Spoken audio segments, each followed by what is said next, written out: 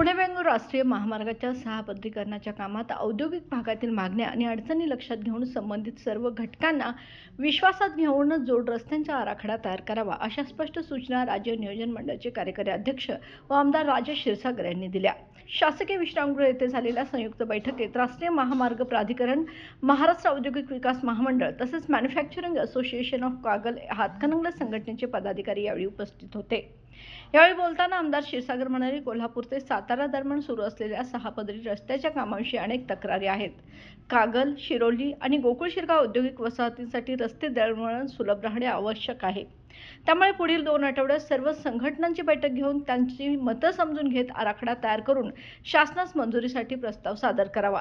या बैठकीत राष्ट्रीय महामार्ग प्राधिकरणाचे उपसंचालक गोविंद, MIDCचे प्रादेशिक अधिकारी व कार्यकारी अभियंता नाईक तसेच मॅन्युफॅक्चरिंग असोसिएशनचे अध्यक्ष मोहन कुशिरे, उपाध्यक्ष मोहन पाटील, इतर पदाधिकारी व वाहतूक संघटनांचे प्रतिनिधी उपस्थित होते. ऊर्जा आदर्श विचारांची, समाजाभिमुख कार्याची, राजर्षी शाहू महाराजांच्या विचारांवर चालत शाश्वत विकासाचा वारसा पुढे नेत शाहू उद्योग समूहाचे संस्थापक व प्रेरणास्थान स्वर्गीय राजे विक्रमसिंहजी घाटगे यांच्या 77व्या जयंतीनिमित्त विनम्र अभिवादन.